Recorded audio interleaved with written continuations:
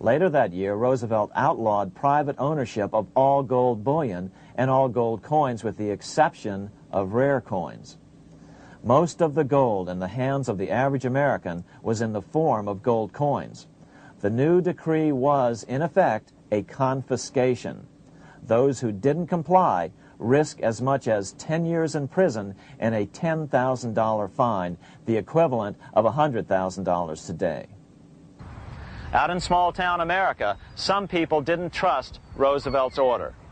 Many were torn between keeping their hard-earned wealth or obeying the government. Those who did turn in their gold were paid the official price for it, $20.66 per ounce. So unpopular was the confiscation order that no one anywhere in government would take credit for authoring it. No congressman claimed it. At the signing ceremony, President Roosevelt made it clear to all present that he was not the author of it and publicly stated that he had not ever read it. Even his Secretary of the Treasury said he'd never read it either, saying it was, quote, what the experts wanted. Roosevelt convinced the public to give up their gold by saying that pooling the nation's resources was necessary to get America out of the Depression.